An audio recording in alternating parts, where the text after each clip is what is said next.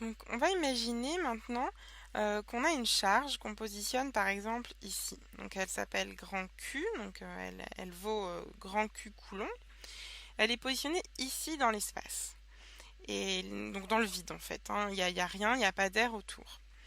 Et la question posée c'est si maintenant je place une autre charge proche de cette première charge, dans sa sphère d'influence, hein, on peut dire, donc de manière à ce que les deux charges puissent se ressentir, eh bien quel serait l'impact de la position de cette deuxième charge près de la première? Alors on a vu dans la vidéo précédente que si j'ajoute une charge par exemple ici de même signe que grand Q, eh bien elles vont se repousser.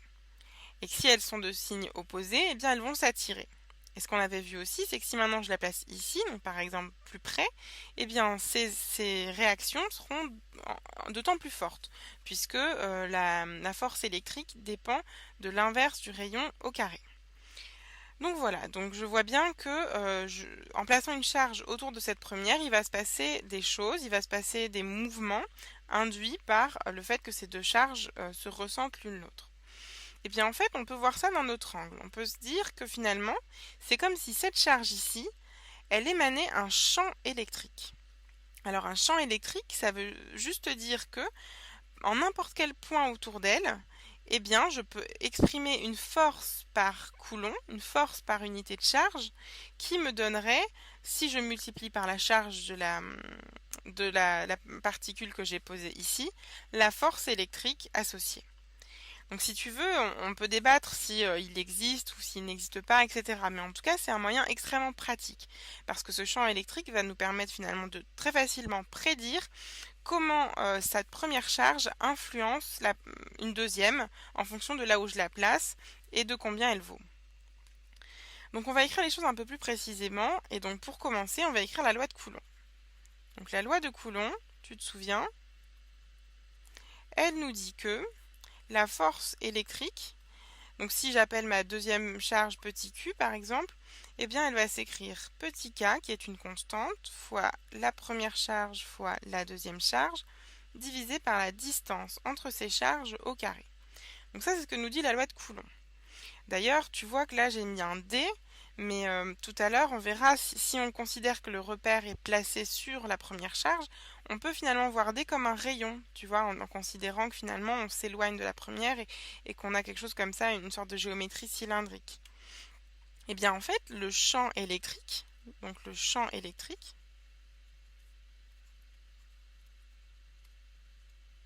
émis par cette charge Q, j'ai dit que c'était finalement une force par unité de charge. Et donc c'est bien ça, ça veut dire que si je place ici une charge petit q, ça me permet de savoir quelle sera la force électrique dans ce point-là. Donc en fait, le champ électrique, c'est rien d'autre que la force électrostatique divisée par la charge par la deuxième charge, celle que je place par rapport à la première. Et donc je vois que bien ça va être égal à petit k fois grand Q fois petit q divisé par d au carré fois petit q. Et donc que c'est égal à k fois grand Q sur d au carré. Donc ça, c'est la définition du champ électrique en tout point d de l'espace. Et donc je vois que c'est assez intéressant parce qu'effectivement, si je connais cette valeur en tout point de l'espace, eh bien je peux prédire quelle sera l'influence de l'ajout d'une charge en ce point-là très très facilement. Donc maintenant, on va prendre un exemple. Et donc dans notre exemple, on va dire qu'on va se placer donc à d égale 2 mètres par exemple, et qu'on va placer une charge petit q égale à 1 coulomb. Et on va aussi, tant qu'à faire, donner une valeur à grand Q. On va dire que c'est 1 fois 10 moins 6 coulombs. D'ailleurs, tu vois, 1 coulomb, c'est vraiment grand, hein, tant que j'y pense. Mais bon, on va garder, c'est pas très grave. Donc, on se positionne donc, ici. Donc ça fait 2 mètres. Donc finalement, c'est comme si on considérait, tu vois, un cercle, enfin une sphère, hein, si on est en 3 dimensions, autour de cette charge, et on dit qu'on peut placer toutes les charges qu'on veut sur ce rayon, et on aimerait savoir quelle sera l'influence. Donc déjà, je peux calculer le champ électrique à 2 mètres. Donc le champ électrique à 2 mètres, donc il est ici, eh bien, je remplace juste dans cette expression la distance. Donc c'est, si je te rappelle donc la valeur de K, donc c'est, on avait dit 9 fois 10 puissance 9 newton par fois des mètres carrés sur des coulombs carrés. Donc c'est égal à 9 fois 10 puissance 9 multiplié par 1 fois 10 moins 6 et divisé par 2 puissance 2. Donc finalement, E est égal à 9 quarts fois 10 puissance 9 moins 6, 3. Donc ça doit faire quelque chose comme 2250 newtons par coulomb. Donc voilà, j'ai calculé mon champ électrique à 2 mètres de la charge Q. Donc ça, c'est vraiment le champ électrique ici, à 2 mètres de la charge Q. Et maintenant, donc, je me demande, maintenant que j'ai calculé ce champ électrique partout ici, eh bien, je place en plus une charge à cet endroit-là. Et cette charge, elle vaut 1 coulomb. Eh bien, pour calculer la force électrostatique qui en résulte, il ne me reste plus qu'à calculer la force électrique. Et je vois que la force électrique, d'après ce que j'ai écrit ici, eh bien, c'est tout simplement la charge Q que je place à cet endroit fois le champ électrique à cet endroit. Donc c'est bien la charge Q fois le champ électrique à 2 mètres de la charge grand Q. Donc si je fais l'application numérique, maintenant ça me donne 1 coulomb fois 2250 newtons par coulomb. Donc en fait ça me donne 2250 newtons. Donc bon, c'est énorme, c'est ce que je te disais, 1 coulomb c'est vraiment très très grand. Et en plus, comme on avait vu dans la précédente vidéo, je trouve ici que la force électrique, eh bien, elle est positive. Et elle est positive, ce qui va donc dire que la force va être, par exemple, dans ce sens-là, ça va être une répulsion. Et ça, c'est logique, vu que j'ai pris mes deux charges de même signe, ce qui veut donc dire que la force sera positive et donc que le mouvement engendré sera une répulsion. Et d'ailleurs, ça me fait penser que je suis allée un petit peu vite, parce que tu te souviens, la force, eh bien, c'est un vecteur. Donc en fait, le champ électrique, c'est un vecteur lui aussi. Et il est exactement dans le même sens et dans la même direction que la force Fe, vu qu'on divise juste par une charge. Et donc, c'est bien un vecteur ici, et moi, j'ai bien calculé juste l'amplitude. Et donc, on va voir effectivement pourquoi c'est important que ça soit un vecteur. Donc, on va faire un petit peu de place. Et ce qu'on va essayer de faire maintenant, c'est d'essayer de visualiser ce champ électrique. Alors, pour faire ça, il y a plusieurs méthodes. On va en choisir une. Donc la première méthode qu'on va utiliser, c'est la méthode de la charge positive. Donc pour ça, en fait, je prends une charge que je place dans mon espace ici, et je prends une charge test. Donc cette charge test, elle est positive, et c'est ça qui est important. Donc, ma charge test positive. Donc pour l'exemple, je vais dire par exemple que cette charge-là, elle est positive aussi.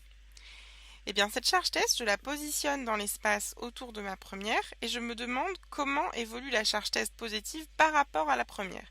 C'est-à-dire que je considère que la première ne peut pas bouger. Eh bien, si je la place ici, hop, elle va partir comme ça.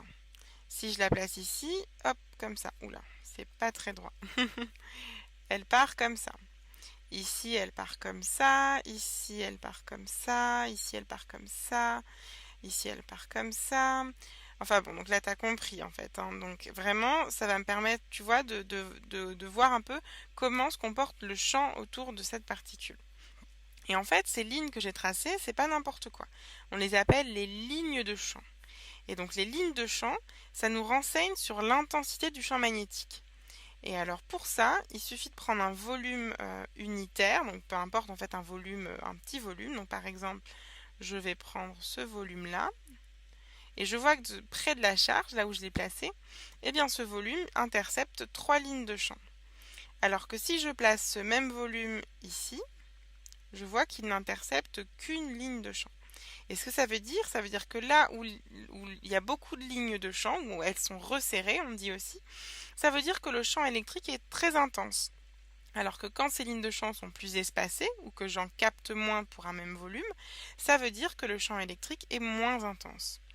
Et donc tu vois, ça c'est tout à fait logique, puisque à mesure que je m'éloigne, le champ électrique, qui tu te souviens, il est comme la force électrique en 1 sur la distance au carré, et bien à fur et à mesure que cette distance augmente, le champ électrique diminue, donc c'est bien cohérent. Donc finalement, il faut voir ça comme une source de champ électrique, vu que le champ électrique c'est le champ émis par cette charge Q, et ce champ électrique évolue en diminuant à mesure qu'on s'éloigne de la source de ce champ. Donc l'autre façon maintenant de voir ces lignes de champ, eh bien c'est de tracer les vecteurs. Donc je reprends un dessin similaire, je place une charge Q ici maintenant. Et maintenant ce que j'essaye de faire, eh bien je me place par exemple ici comme tout à l'heure, et je me demande dans quelle direction se trouve le vecteur champ électrique. Donc il y a l'intensité, donc la norme du vecteur, la direction et le sens. Donc en fait la direction et le sens c'était déjà donné ici. Mais là en plus on va ajouter l'intensité. Donc par exemple ici je dis que l'intensité de mon champ électrique c'est ça. Donc là de manière analogue à tout à l'heure j'obtiens un dessin comme ça. Mais maintenant je me place ici par exemple. Et en fait, tu vois, c'est moi qui choisis les points de l'espace où je trace ces vecteurs. Je ne peux pas les tracer partout, mais je les trace aux endroits où ça m'arrange bien. Et bien ici, mon vecteur, il va être dans la même direction et dans le même sens, mais l'amplitude aura diminué. Parce que comme je l'ai dit ici avec la méthode de l'aire unitaire, tu te souviens, les lignes de champ s'éloignent. Donc ça veut dire que l'intensité du vecteur champ électrique diminue. Et ici, eh bien, il diminue encore. Et donc si je trace ici, eh bien ça sera pareil, comme ça, et de plus en plus petit, et de plus en plus petit, hop, et jusqu'à ce que ça soit tout petit, jusqu'à ce que ça soit négligeable. Donc tu vois, c'est aussi pour ça que je parlais de sphère d'influence. Parce que finalement, à une certaine distance, eh bien l'influence de la charge sur une autre charge hypothétique que je pourrais placer, eh bien elle est extrêmement faible. Donc maintenant, on peut essayer de faire quelque chose d'un tout petit peu plus compliqué. Donc je vais prendre deux charges cette fois-ci. Je vais prendre une charge positive ici et une charge négative ici. Et la question que je me pose, c'est de savoir comment vont être les lignes de champ de ce système-là. Alors on va le faire avec la méthode de la charge test positive. Donc, par exemple, je me mets ici. Une charge positive face à une charge positive. En fait, je vais commencer par le plus simple. Je me mets ici. Donc une charge positive par rapport à une charge positive, ça va essayer de s'éloigner. Il va y avoir un moment de répulsion. Et donc quand je suis très proche, eh bien la répulsion va être très intense. Puis finalement la répulsion va être moins intense ici, vu que je suis plus loin. Mais ici, elle va commencer à sentir l'influence de la deuxième charge ici, qui elle est négative. Donc il l'attire. Donc elle l'attire et finalement sa traction est encore plus forte, et d'autant plus forte que j'arrive tout près. Donc voilà, j'ai tracé ici une première ligne de champ. Maintenant je me place ici. Et bien ici, je vais partir comme ça parce que comme je suis une charge positive, eh bien, il y a une répulsion. Cette répulsion, elle continue, puis elle est de moins en moins forte. Et puis là, hop, je commence à sentir l'attraction due à cette force-là, due à cette charge-là, qui est de sens opposé à ma charge test. Et donc, ça va courber la ligne de champ et finalement, hop, ça va attirer la ligne de champ vers elle. Donc là, je peux tracer déjà la symétrique, hop, comme ça.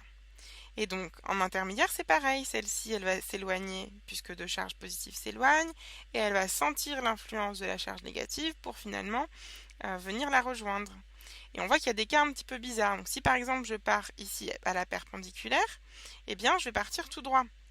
Je ne vais pas pouvoir revenir ici parce que finalement, elle est trop loin. Donc, cette charge va partir comme ça. Et si maintenant, je pose une charge positive test ici, eh bien celle-là, elle va juste venir tout droit vers la charge négative, vu qu'elle va être attirée. Et sur les côtés, c'est pareil. Si je place une charge positive ici, eh bien elle va juste s'éloigner comme ça, vers l'infini en partant. Alors que si je place une charge positive ici, eh bien elle va être attirée comme ça. Donc tu vois comme ça, si j'en place une ici, eh bien elle va venir comme ça. Si j'en place une ici, elle va venir comme ça. Donc en fait, tu vois, on peut tracer vraiment des lignes qui nous indiquent comment réagirait une charge hypothétique positive que je place autour de ce système. Donc en fait, tu vois que ces méthodes-là dont je t'ai parlé, c'est des méthodes extrêmement pratiques parce qu'elles te permettent de visualiser le champ électrique, c'est-à-dire de visualiser très rapidement l'impact de positionner une charge sur ton système et de savoir qu'est-ce qui va lui arriver. Donc si maintenant je te donne ce diagramme ici, qui te donne les lignes de champ de ce système, et je te dis bon on pose une charge ici, et bien très facilement tu vas me dire ici elle va avoir tendance à venir et à se rapprocher ici. Et à l'inverse, si je la place ici, eh bien elle va partir. Donc tu vois, c'est quelque chose vraiment d'extrêmement pratique. Et bien sûr, ça marche aussi pour une charge négative, puisque là, j'ai fait comme si que les deux charges que j'ai placées sur ce diagramme étaient positives. Mais si je place une charge négative ici, eh bien en fait, elle parcourt la même trajectoire, mais dans l'autre sens, donc c'est-à-dire qu'elle ira dans ce sens-là. Et ici, eh bien, elle ira dans ce sens-là. Donc tu vois, ça va être exactement la même chose, mais avec toutes les flèches dans l'autre sens. Donc en fait, finalement, donc, ça peut avoir l'air compliqué, mais c'est assez simple. Et tu verras que les problèmes associés sont également assez simples. Donc là, par exemple, j'ai pris un problème type. Donc on va changer de couleur, on va écrire en jaune. Et donc, on va faire un petit peu de place. Hop, comme ça. Et donc, ce qu'on dit, c'est qu'on te demande de calculer la force électrostatique qui s'exerce sur un électron placé dans un champ électrique de 100 newtons par kilo.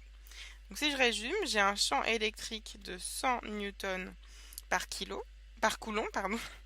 Donc tu vois que là, il n'est plus de notion de distance ou on s'en fiche, on ne sait pas qu'est-ce qui produit le champ électrique, mais on sait qu'il existe.